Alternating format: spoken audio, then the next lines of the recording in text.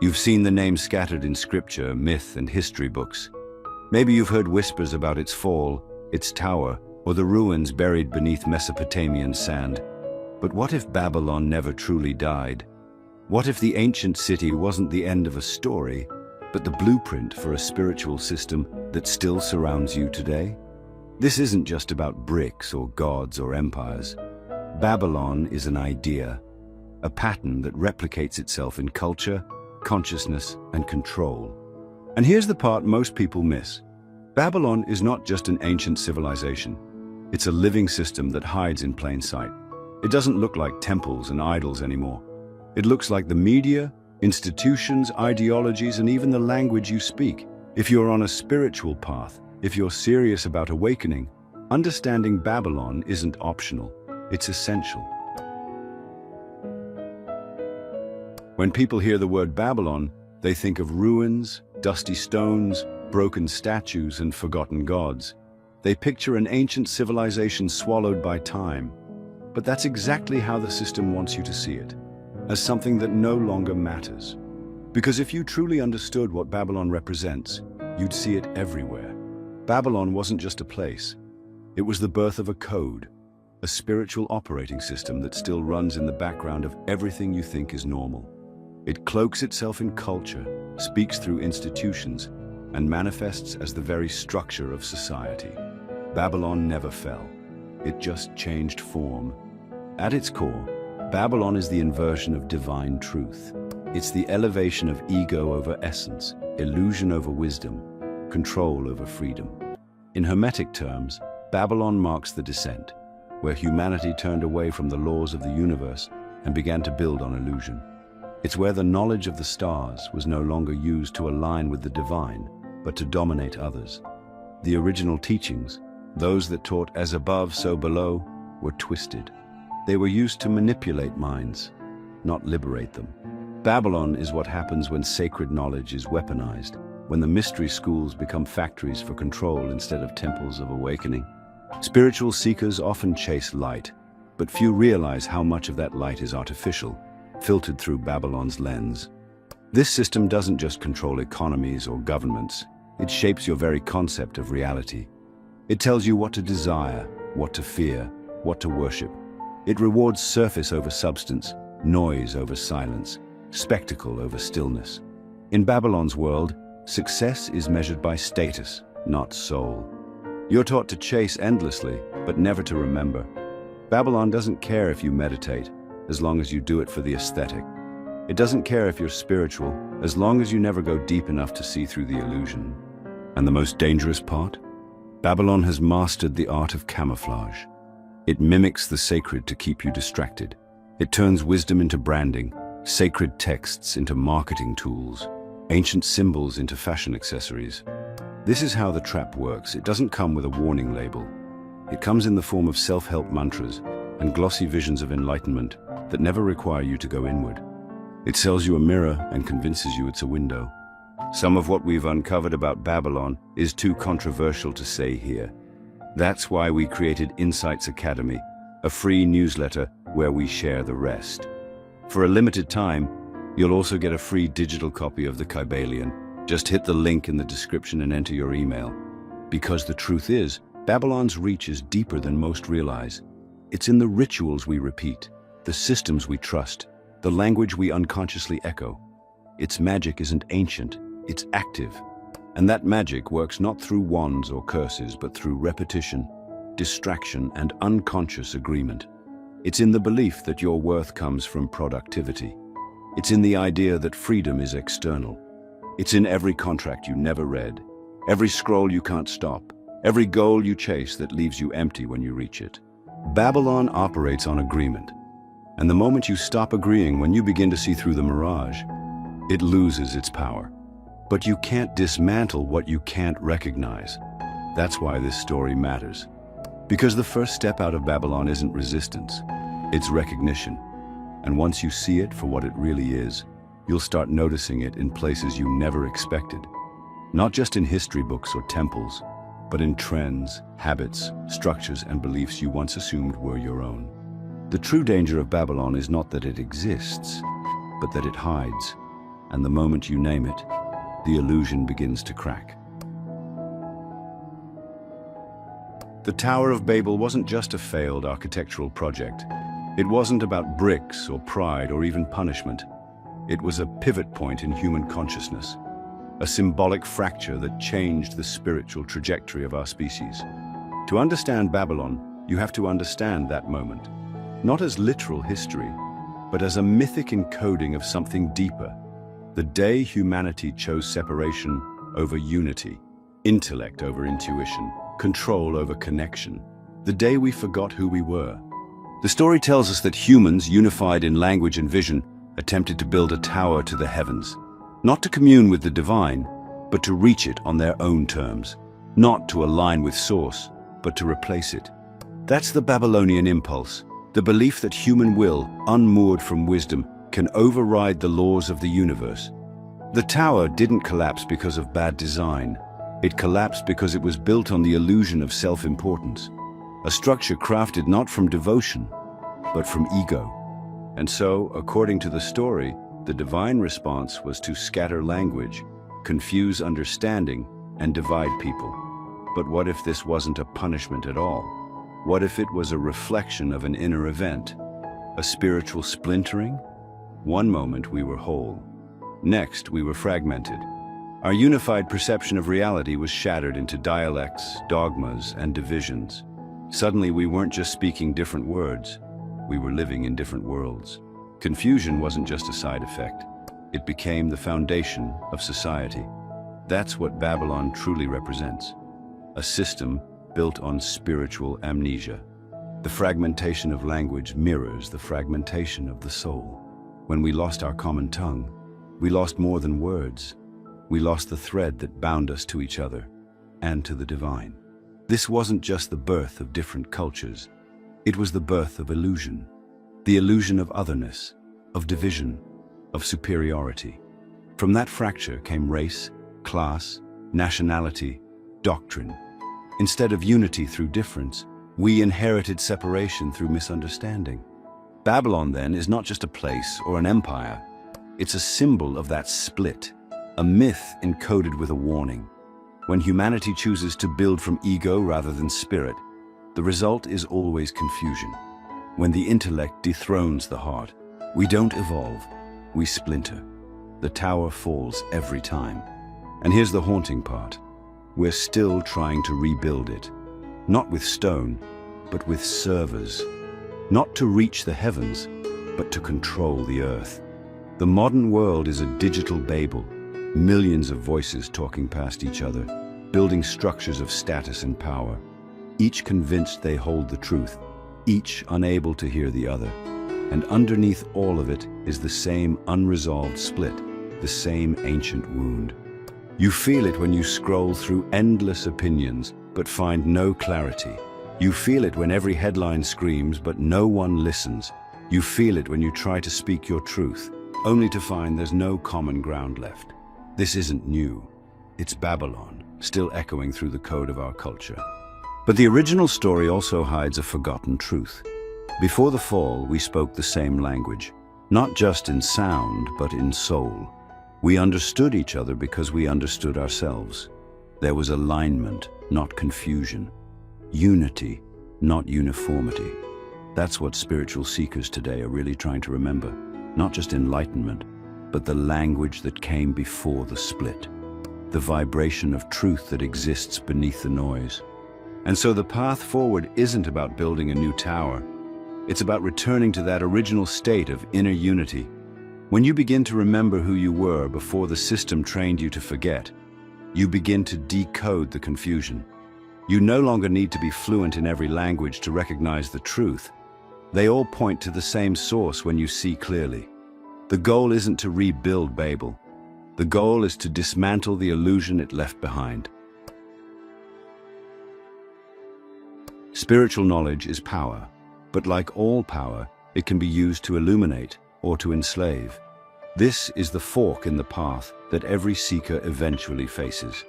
Will you use what you know to rise, or will you use it to rule? The ancient world understood this choice intimately, and nowhere was that line more clearly drawn than between the Hermetic teachings of divine alignment and the Babylonian system of control. One seeks union with the cosmos, the other seeks to mimic the divine for domination. Both wear the cloak of mysticism. But not all esotericism leads upward. Hermeticism, rooted in the teachings of Thoth Hermes, was never about acquiring secret tricks to bend the universe to your will. It was about aligning your inner world with the laws that govern the outer. As above, so below wasn't a slogan. It was a map. A reminder that true power doesn't come from manipulation, but from harmony.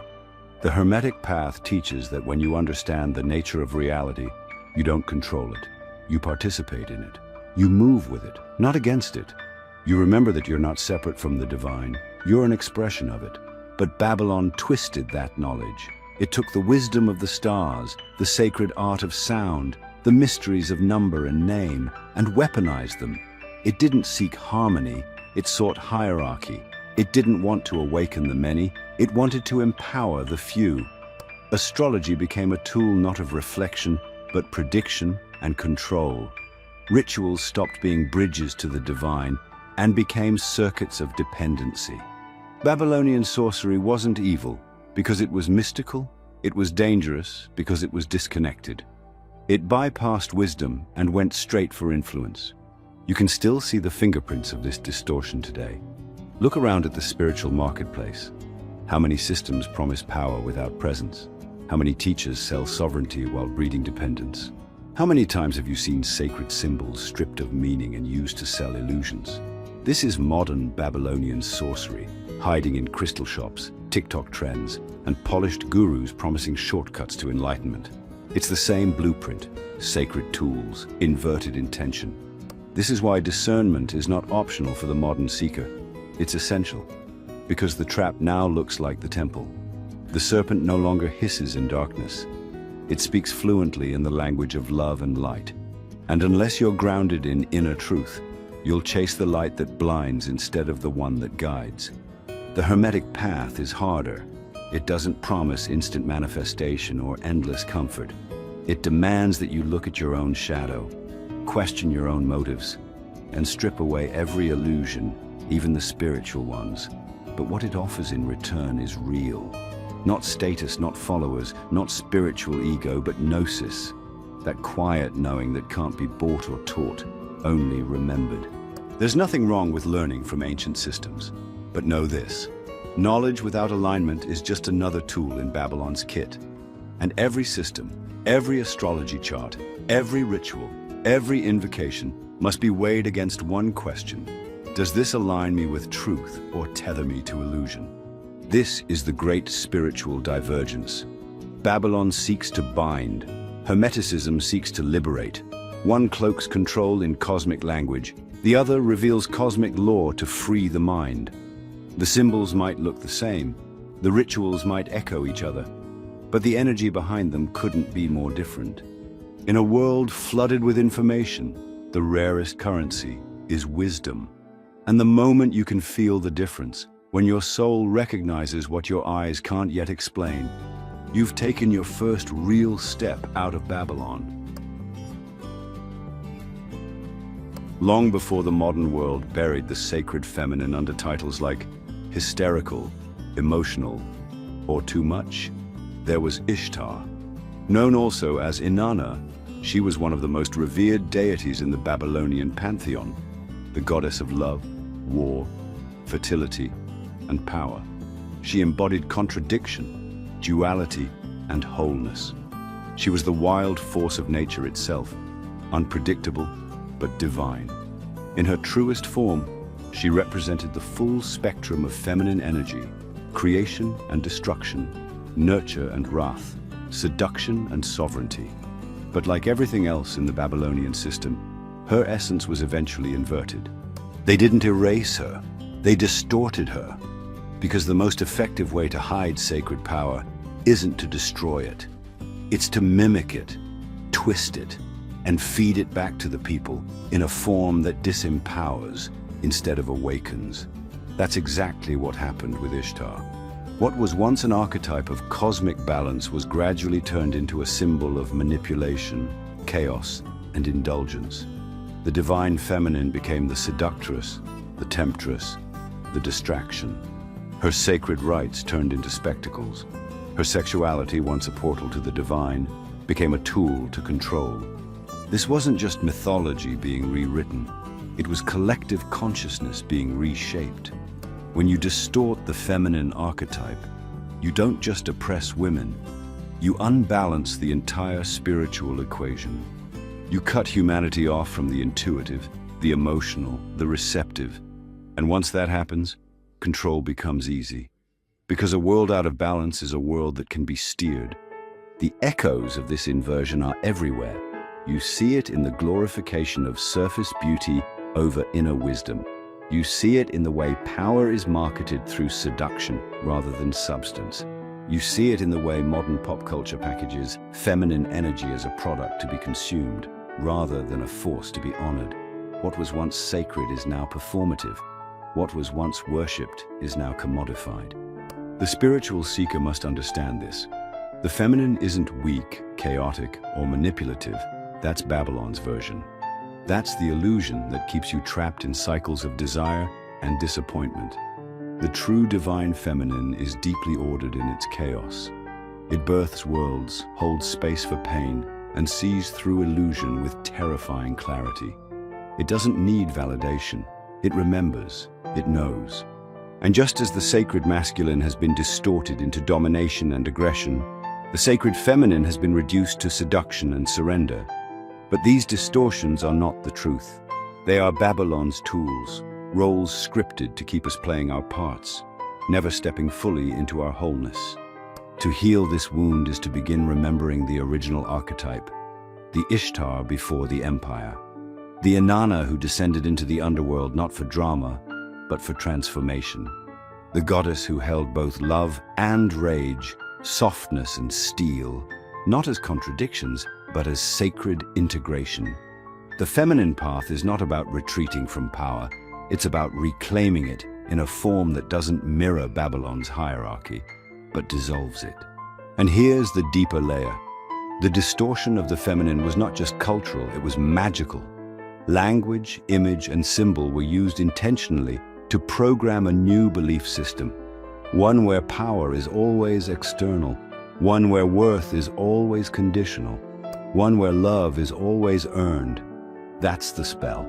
That's the ritual you were born into without ever being told.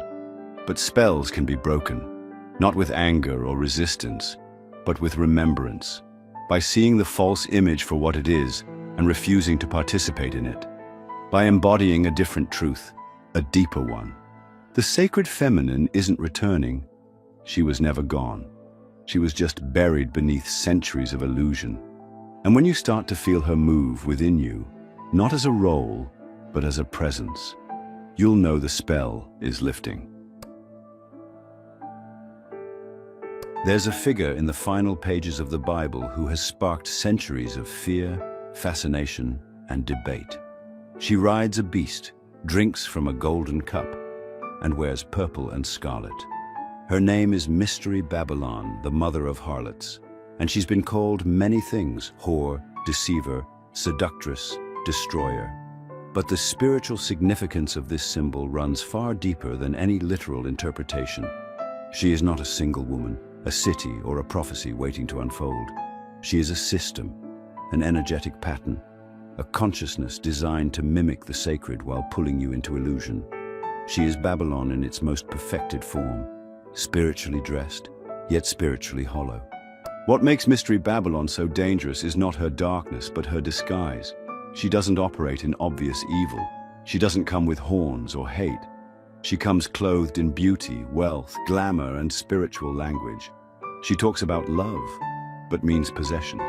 She offers wisdom, but demands obedience.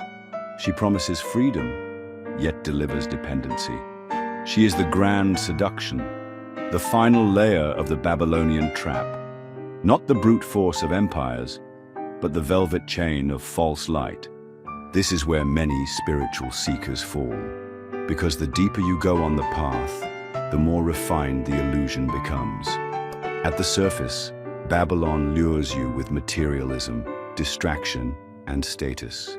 But if you push past that, if you reject the obvious traps, she shapeshifts. She becomes the spiritual teacher who flatters your ego while stunting your growth. She becomes the movement that preaches oneness, but punishes dissent. She becomes the voice that tells you you've already arrived, just so you never actually go anywhere. This is the core of Mystery Babylon. She's not trying to destroy your spiritual journey. She's trying to own it, to hijack it, to make you think you're ascending while you're actually circling, to keep you so enchanted by aesthetics and ideas that you never embody the truth. Babylon doesn't fear your awakening. She fears your embodiment, because ideas can be manipulated. But presence, that's untouchable. And so she hides in retreats, in mantras, in symbols, in sacred texts, twisted just enough to serve the system instead of the soul. You'll know you've encountered her when the path starts feeling like performance. When you're doing all the right things, meditating, manifesting, studying, but something feels off, like you're floating, not grounding, like you're gaining knowledge, but not wisdom, like your growth is being applauded, but not integrated. Mystery Babylon is the master of spectacle. She doesn't mind if you burn sage as long as you never burn illusion. She's happy for you to chase light, so long as it keeps you blind. She'll let you feel empowered, as long as your power stays theoretical, because the moment it becomes real, embodied, rooted, sovereign, that's when the illusion begins to crack. That's when her spell breaks. And here's what most don't realize. The end times Revelation speaks of isn't just a global prophecy. It's personal. It's internal. It's the moment you stop being seduced by the surface and start seeing clearly. The beast is not coming. It's already here, riding your algorithms, whispering through your idols, wrapping itself in the robes of your gurus. The cup of Babylon is filled with distraction, confusion, and dopamine. And every sip makes you forget a little more of who you are. But awakening means pouring it out, not in rebellion or fear, but in remembrance. Because what she offers, you already have within. What she sells, your soul can source on its own. You don't need the performance. You don't need the costume. You need the truth. Clean, wild, uncomfortable, liberating truth. And that truth won't always look pretty. It won't always be applauded, but it will be real. Mystery Babylon is not something to fear. She's something to recognize. Because once you see her clearly, she loses her power. And once you stop performing for her, you begin performing for no one. You start living from the soul. That's the real end of Babylon. Not when the beast burns, but when you stop feeding it. Babylon didn't just build temples. It built systems of sound. It crafted the original codes of control, not with brute force, but with something far more subtle and lasting: language. While others conquered with swords, Babylon mastered the art of symbols, contracts, and spells. It understood that if you control words, you can control thought. If you dictate structure, you can dictate perception. And once you shape how a person sees the world, you no longer need chains. You've already bound the mind. The ancients knew this. They understood the metaphysical weight of language. Words weren't just labels, they were vibrations. To name something was to influence its essence. To repeat something was to embed it into the fabric of consciousness. The priests of Babylon weren't just scribes, they were magicians. They encoded intent into ritual, sound into form. They created the first laws, the first contracts, the first grammars, each a carefully woven net around the soul. And we still live inside that net today. You sign contracts without knowing their true meanings, trusting in a legal system that speaks a language intentionally complex. You're told to spell words correctly, without ever being told that spelling is quite literally a form of casting. You recite pledges, sing anthems, repeat affirmations, believing you're expressing yourself, when in reality you may just be echoing someone else's design. Babylon was the birthplace of legalese, bureaucracy, and the linguistic labyrinth we now call civilization. And buried within those systems are the remnants of its original sorcery. But the most brilliant part? You were taught that language is neutral, that it's just a tool. You were never taught how loaded the tool is or who crafted it. You weren't told that even the structure of your language shapes the structure of your thoughts. In English, for instance, we say, "I am angry." We identify with the emotion. In other languages, it's, "I have anger." Subtle difference. Massive impact. Babylon knew that to manipulate people, you don't just need control over what is said, you need control over how it's said and what it implies. Think of the words used in modern systems: submit, process, file, execute, approve, deny. These are words of command, obedience, and hierarchy. In courts, the judge wears black robes and spells are cast in the form of verdicts. In government, bills are passed, like a ritual from one chamber to another. In corporations, you become staff, resource, human capital. Words chosen not to reflect your divinity, but to reduce you to a function. That's not a coincidence. That's design. Even the phrase, "you have the right to remain silent," carries weight. It doesn't invite silence. It commands it. Babylon's magic is still everywhere. It just wears a suit now. It has evolved into policies, advertisements, media scripts, algorithmic nudges. It speaks through headlines and hashtags, slogans and sound bites. And every time you repeat without reflection, you reinforce its spell. This is why awareness of language is so crucial to any real spiritual path. Because language isn't just how we describe reality, it's how we build it. When your internal dialogue is shaped by borrowed phrases, you're not thinking, you're reciting, you're living someone else's script. And until you rewrite your language, you can't rewrite your life. This doesn't mean becoming paranoid or silent. It means becoming conscious, choosing words that align with truth, not programming. It means listening, not just to what is said, but to what is meant. Feeling into the vibration behind the form. Speaking from your center, not your conditioning, because the tongue is a wand, and every sentence you speak is a spell cast into your reality. Babylon taught us how to spell. Now it's time we remembered how to speak. With clarity, with intention, with sovereignty. Words can bind, but when aligned with the soul, they can also break every chain. The myth of Babylon's fall is comforting. It gives people the illusion that what once was no longer is, that the empire collapsed, the magic faded, the danger passed. But Babylon didn't die. It evolved. It adapted. It put on a new face, changed its clothes, and expanded its reach far beyond a single city-state in ancient Mesopotamia. What was once local is now global. What was once visible is now embedded. Babylon didn't disappear. It became the invisible operating system of modern civilization. You don't see ziggurats anymore, but you see skyscrapers reaching for heaven. You don't see idols cast in bronze, but you see influencers worshipped for their image. You don't hear priests chanting in temples, but you hear corporate slogans repeated like mantras. Babylon didn't need to survive as a culture, it survived as a code.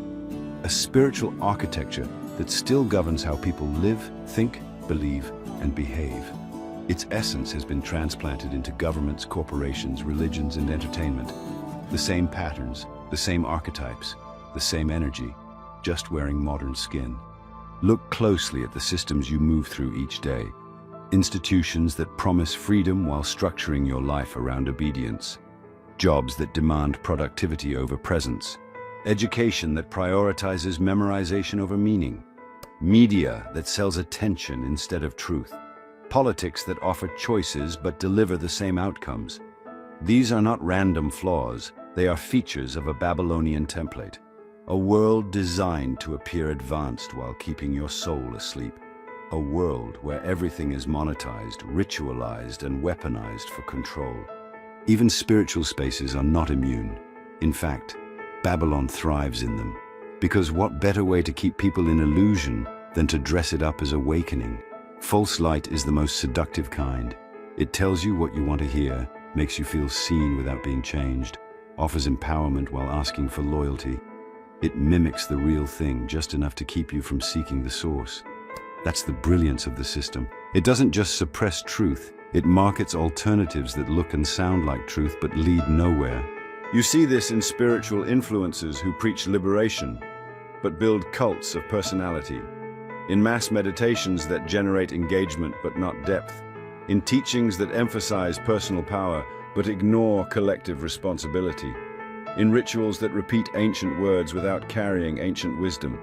Babylon isn't offended by spirituality, it's quite comfortable with it, as long as it stays shallow. The modern expression of Babylon is not about violence, it's about agreement. It wants you to willingly participate, to scroll, to buy, to repeat, to obey. It doesn't demand force anymore. It offers convenience, comfort, and identity. It makes participation feel like freedom, while quietly tightening the net. You don't need to be conquered when you're entertained. You don't need to be silenced when you're distracted. But here's the moment of choice. Once you see the pattern, you can't unsee it. Once you feel the frequency of Babylon, you start to notice it everywhere. And that awareness becomes a kind of power. Not the Babylonian kind, external, hierarchical, performative, but a quieter power. The kind that whispers from deep within you, this is not who you are. Because the most dangerous lie Babylon ever told was that it was gone, that the battle had already been fought, that the temples had crumbled and the priests had died. But the real temples now live in algorithms. The real priests wear designer suits. The real offerings are your time, your data, your attention. The rituals are daily. The altars are glowing screens. And the sacrifice is your awareness. To walk the path of truth today isn't to look for ancient ruins. It's to see the system alive and well in the world around you, and to choose moment by moment not to feed it, to unplug, to question, to reconnect with the silence underneath the noise. That's not rebellion, it's remembrance. Because deep down, a part of you has always known that Babylon didn't fall, it expanded. It's easy to feel overwhelmed when you start to see the architecture of Babylon around you. It's everywhere, woven into culture, stitched into language, embedded in systems you once trusted without question. And once you truly recognize it, there's a moment of paralysis, a sense of being surrounded by illusions so vast and so normalized that you wonder if breaking free is even possible. But that's exactly what Babylon wants. Not your fear, your resignation. It doesn't need you to be terrified. It just needs you to feel like there's no point resisting. It feeds on quiet compliance. But the truth is, the moment you see the pattern is the moment it starts to lose power over you. Because control thrives in the dark, in the unconscious, the automatic, the unquestioned. Consciousness is its antidote. Not rebellion for rebellion's sake, not performative outrage, but the quiet clarity of a mind no longer entranced. You don't escape Babylon by running from it. You dissolve it by no longer feeding it with your belief, your attention, and your obedience.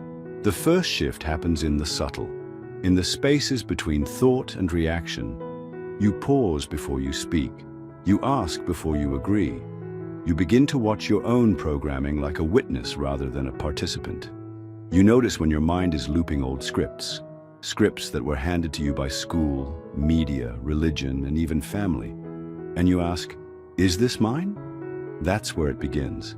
Not with revolt, but with reflection, with the quiet dismantling of internal agreements. You take back your sovereignty, thought by thought, choice by choice. It doesn't look dramatic. It often looks boring, like deleting the app that makes you compare yourself. Like walking away from conversations that drain your energy, like choosing truth over popularity, like being misunderstood and staying grounded anyway. These are not small acts, they are revolutionary. Because every time you choose presence over programming, you chip away at the system's foundation. The Hermetic teachings knew this, that true freedom isn't external, it's internal. That the laws of the universe aren't meant to be mastered, they're meant to be mirrored. When you live in alignment with those laws, when your inner world reflects the order, harmony, and balance of the cosmos, Babylon's tricks no longer work, because you've stepped out of reaction and into resonance. You begin to notice where your energy goes. You become intentional with your attention. You stop trading your time for validation. You stop outsourcing your worth. You stop chasing shadows dressed as light.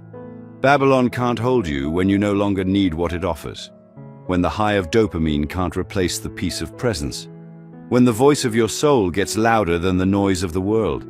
And it's not about becoming perfect, it's about becoming aware. You'll slip, you'll forget, but each time you return to yourself, you reclaim more than clarity.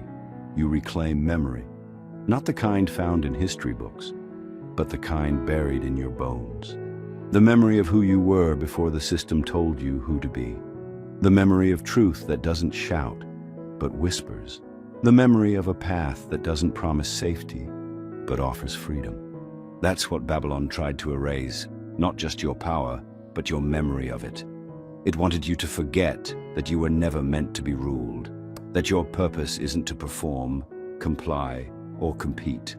Your purpose is to remember, to return, to realign with something older and wiser than any empire, the divine order that exists beyond systems, stories, or spells. Because when you align with that, Babylon becomes what it always was, a mirage, a trick of perception. And you, once bound, become what you were always meant to be, free. There comes a point on every seeker's path where the journey no longer feels like a climb towards something new, but a return to something ancient, something forgotten, something that was always there. Babylon, for all its illusions and deceptions, served one strange and paradoxical purpose. It forced you to forget, so that you would one day hunger to remember. And that hunger is not for facts or doctrines, it's for the truth. The kind that doesn't need to be proven, because it already lives in your bones. The kind that can't be taught, only uncovered.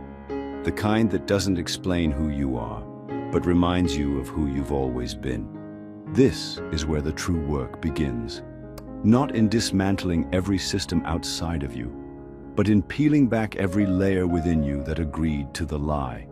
Because Babylon's strongest magic was never in its temples or towers. It was in the contracts it convinced you to sign in silence, the beliefs you absorbed without question, the roles you accepted without knowing you had a choice, the rules you followed because everyone else did. Breaking those contracts doesn't require violence. It requires vision. It requires presence. It requires the courage to say, "That's not me anymore." You start living from a different place, one not shaped by fear or image, but by clarity. You begin to choose stillness over spectacle, meaning over mimicry, integrity over influence, and slowly, the noise that once kept you distracted begins to fade. Not because the world gets quieter, but because you no longer seek yourself in it. You stop chasing validation in systems designed to feed your insecurity. You stop measuring progress with tools built to keep you behind. You stop trying to impress Babylon, because you see it now, not as the source of your worth, but as the shadow of your forgetting. The return to self is the exit from Babylon, and you're not meant to walk that path alone. As more people awaken, the illusion weakens. The system depends on isolation, on silence, on everyone pretending not to notice the cracks. But when one person speaks, another remembers. When one person chooses authenticity over performance, it gives silent permission for others to do the same. That's how the spell breaks, not with a war, but with a whisper passed from soul to soul. Wake up. You're not crazy. You're remembering.